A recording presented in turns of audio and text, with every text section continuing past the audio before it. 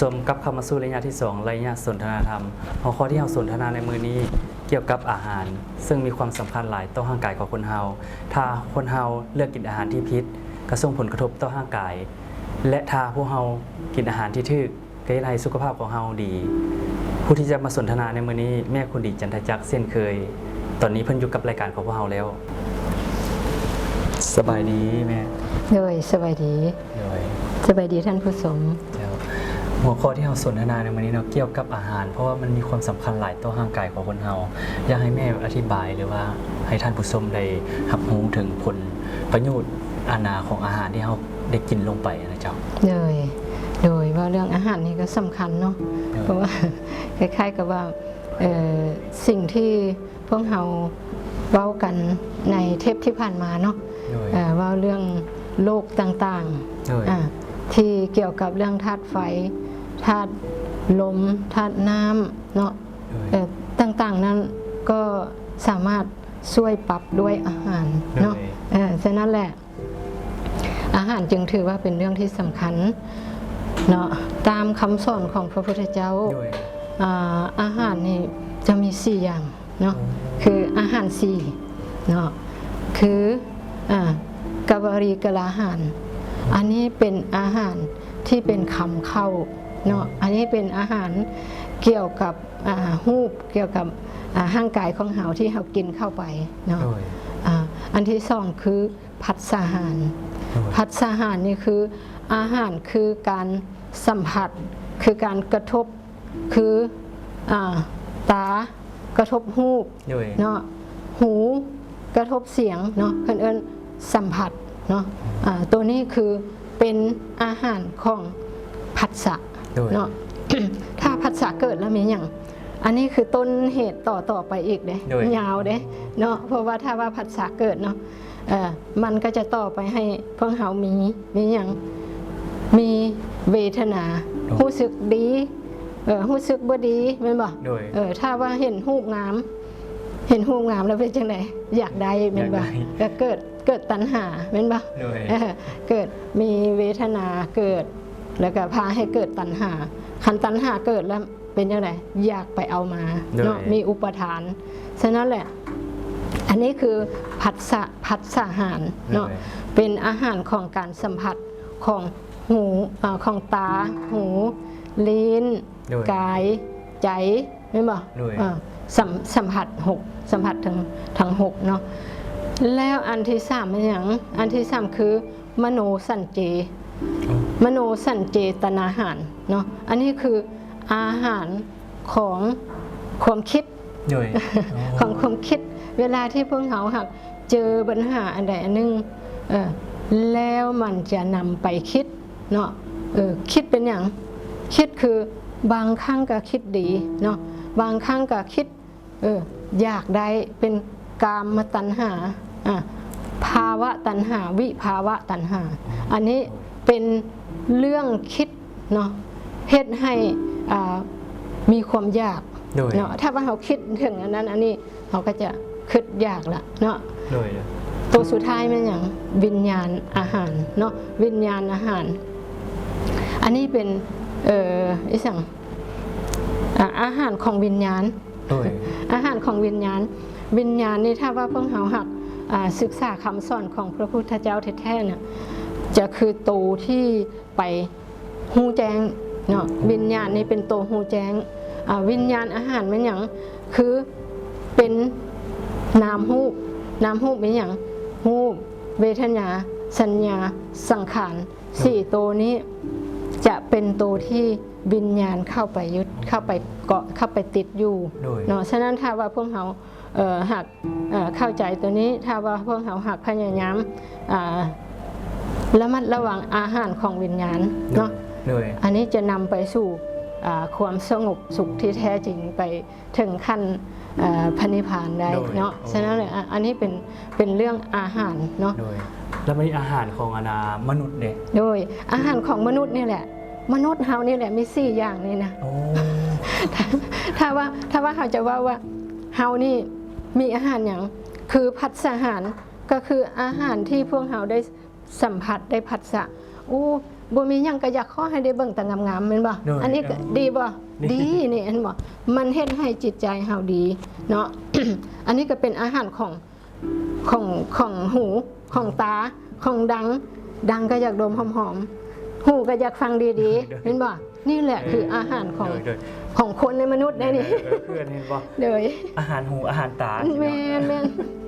เป็นอาหารหูอาหารตาเห็นบ่ เลย อันนี้แหละเป็นอาหารตัวที่สองคือผัสสะอาหาร อาหารที่เป็นมโนสัญเจตนาอาหารนี้ มันก็คือความเห็นให้พวกเขามีความคิดโอ้เห็นปั๊บแล้วเอาไปคิดแล้วโอ้ถ้าว่าเฮาได้มานี่เฮาคือจิเท่เนาะเห็นบ่มันปรุงแต่งต่อละฉะนั้นมันต้องค่อยก้าวไปหาอย่างไปหามีตัณหามีภาวะตัณหาวิภาวะตัณหาอยากมีอยากได้หรือว่าบ่อยากมีบ่อยากเป็นนี่เห็นบ่อันนี้มันเป็นเรื่องของอาหาร4อย่างนี้มันเป็นอาหารของนี่แหละมนุษย์นี่แหละภูตานังสัตตานัง หรือว่าเพื่ออนุเคราะห์ให้สัมภเวสีหนังสัตตานังเห็นไหมอันนี้มันเห็นให้มีการอยู่ได้ของคนถ้าว่าบ่มีอาหารทั้งหมดนี่คนก็บ่อยู่เห็นไหมบ่มีอาหารเป็นคำเข้ามาให้กินร่างกายก็บ่อยู่บ่ได้บ่มีอาหารมาให้ตาเบิ่งมันก็โอ้ยคืออยากเบิ่งงามๆดิเห็นบ่อันนี้เป็นอาหารแหละอาหารของมนุษย์ของสัตตานังของ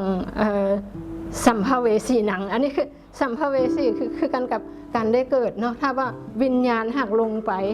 สัมผัสไปตั้งอยู่เนาะไปตั้งอยู่จะเป็นรูปก็ได้จะเป็นเวทนาก็ได้จะเป็นสัญญาก็ได้จะเป็นสังขารก็ได้ล้วนแต่เอิ้นว่าเป็นการเกิดเนาะ คืออาหารที่ว่าเฮาก็ได้เบิ่งเห็นเนาะคือเฮาอยู่บ่อนหนึ่งเฮาอยู่บ่อนนี่ใดบ่อนหนึงเนาะถือว่าอาหารหูอาหารตาก็คือว่าดีหรือว่าอาหารธาตุก็ดีก็เกี่ยวกับเกี่ยวกับคือเดี๋ยวมันจะไปหากับคือเฮาสนทนากันไปว่าอย่างก็สุขภาพจิตเนาะโดยแม่มันต้องมีการหล่อเลี้ยงทางกายทางจิตเนาะอันนี้เฮามาเว้าอันที่ลูกอยากถามว่าอาหารของมนุษย์นี่อาหารของร่างกายเฮานี้ เนาะแม่นบ่อาหารของร่างกายเฮานี้ ก็คืออาหารที่ธรรมชาติสมมติว่าเฮาก็มาแต่ธรรมชาติเนาะเฮาก็เกิดมาจากธรรมชาติมีธาตุ4ดินน้ำไฟลมเนาะอันนี้คือพวกเฮามาจากธรรมชาติและอาหารที่จะมาเลี้ยงเฮาก็มาจากธรรมชาตินั่นแหละเนาะคือธรรมชาตินี่พวกเฮานี่เพิ่นจัดมนุษย์เฮานี่เนาะมนุษย์เฮานี่ถือว่าเป็นสัตว์เลี้ยงลูกด้วยนมจัดอยู่ในกลุ่มสัตว์เลี้ยงลูกด้วยนมเนาะแต่ว่าโดยธรรมชาติแล้วธรรมชาติจะแบ่งสัตว์เลี้ยงลูกด้วยนมนี้เป็น3ประเภท3ประเภทคือ1ประเภทที่กินหญ้าเป็นอาหาร 100% เลยและประเภทที่2คือกินหญ้า95% กินสัตว์ 5% อันนี้คืออยู่ในกลุ่มที่มีลิงมีธนีมีขนเพราะนั้นมนุษย์มนุษย์เฮาได้อยู่กลุ่มนี้อยู่กลุ่มที่2และกลุ่มที่3เป็นสัตว์ที่กินซีนกินสัตว์เป็นอาหาร 100% เนาะฉะนั้นพวกเขาก็จะเห็นน่ะคือพวกเสือบ่สิงบ่ม้าแมวพวกนี้เขาเจ้ากินสัตว์กินซีนเนาะแล้วถ้าว่าจะเว้าแบบที่พวกเขาเห็นง่ายเนาะพวกเขาเห็นง่ายก็คือเวลาที่พวกเขาเบิ่งแคลของพวกที่กินสัตว์เป็นอาหารนี่นะมันจะมีแคลแหลมๆหน่อยถ้าว่าเพิ่นแยกออกมาให้เห็นเนาะ แคลของพวกที่กินสัตว์เป็นอาหารนี่เขาจะแหลมคมเนาะเพื่อว่าเขาเอาไปล่าสัตว์แล้วมืออย่างเล็บของสัตว์กินซีนนี่นะของเขาเจ้าจะแหลมมันจะแหลมมันจะเอาไว้จับเนื้อมันสำหรับ เทียบใส่เนาะเทียบใส่สัตว์ที่กินหญ้าเป็นอาหาร 100%พวกนี้สะพัดมีจะมีแค่สองชุดหนึงเอาไว้กัดหญ้า ชุดที่สองเอาไว้เคี่ยวเอื้องเห็นบ่ โดยเห็นเรื่องบ้านเนี่ยคือวัวคือควายเนาะ โดยฉะนั้นพวกนี้เขาเจ้าจะมีแค่วมีให้เห็น อันนั้นเป็นอาวุธเป็นว่าเป็นเครื่องมือหากินของสัตว์ก็เห็นให้พวกเราจำแนกได้เนาะว่าเวลาเบิ่งแค่วขนก็อยากคล้ายๆคือไปทางพวกกินหญ้าฉะนั้นมันกินพืชหลายกินสัตว์น้อย แต่ว่าสัตว์อันนี้พวกนี้เป็นสัตว์เล็กสัตว์น้อยได้คันจิว่าละเพราะว่าเขาเจ้าบ่มีอาวุธเพื่อไป อาวุธประจำตัวเพื่อไปล่าเนาะเบิ่งแต่มือเนาะเบิ่งแต่แข้วเบิ่งแต่สั่งอันมือคนเฮานี่ก็เบิ่งแล้วมันคล้ายๆกับเป็นองค์มือนุ่มๆเอาไว้ปิดบักไม้เอาไว้เก็บผักบ่อันนี้เป็นถ้าหาเบิ่งทางนอกถ้าหาเบิ่งทางอีสังที่พวกเฮาแต่ว่าทางวิทยาศาสตร์โดยวิทยาศาสตร์เพิ่นก็ได้พิสูจน์เนาะมันก็พิสูจน์ว่าอีสังก็ลำไส้นะลำไส้ของพวกกินพืชจะยาวเพื่ออย่างเพื่อเขาเจ้าจะไปย่อยใช้เวลาย่อยแต่ว่าพวกกินสัตว์เนาะกินสัตว์คือพวกเสือคือพวกสิงพวก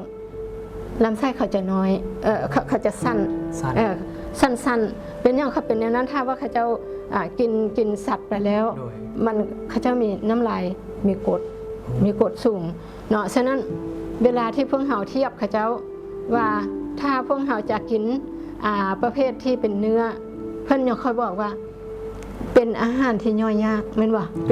ป็นสัตว์เป็นซีนสัตว์เป็นอิสังขณะเพิ่นเอิ้นว่าอาหารย่อยยากอาหารที่ย่อยง่ายแม่นหยัง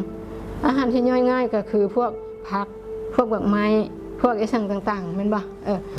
อันนี้นี่คือทางวิทยาศาสตร์ก็มาพิสูจน์เนาะฉะนั้นแหละอันนี้ก็เป็นข้อมูลเนาะเป็นข้อมูลที่ขน้อยได้สอบค้นหาเนาะแต่ว่าจังใดก็ตามถ้าว่าไปเทียบใส่อาหารที่พวกเรากินอยู่ทุกมื้อถ้าพวกเราปรับสัดส่วนก็จะเห็นให้สุขภาพของพวกเราดีขึ้นเนาะเพราะว่าถ้าพวกเราเบิ่งเนาะถ้าว่ามีคนเป็นมะเร็งเนาะถ้ามีคนเป็นมะเร็งหมอจะบอกให้งดศีลเห็นป่ะ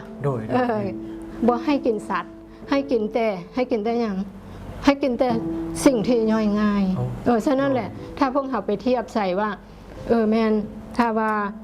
พวกเขาหักกินอาหารพวกนั้นหลายมันจะมีโอกาสเสี่ยงเฮ็ดให้พวกเขาเป็นมะเร็งได้นี่เห็นบอกถ้าว่ามาเทียบใส่สัดส่วนทางรูปแบบและก็ทางวิทยาศาสตร์เพิ่นได้ค้นคว้าก็ถือว่ามัน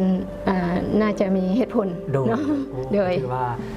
ท่านผู้ชมที่ผ่านไปนั้นเนาะแม่คุณดีก็ได้เอาคนคิดเอามาสนทนากับทางรายการของพวกเราเพื่อให้ท่านผู้ชมได้รู้ถึงคุณประโยชน์อาหารที่ว่าจะปฏิบัติแนวใดเพื่อให้ร่างกายของเรามีความสมดุลหรือว่าสุขภาพแข็งแรงท่านผู้ชมมื้อนี้พักรับชมสิ่งที่น่าสนใจจากทางรายการกันก่อนแล้วกลับเข้าสู่ระยะที่3ระยะข่าวพุทธศาสนา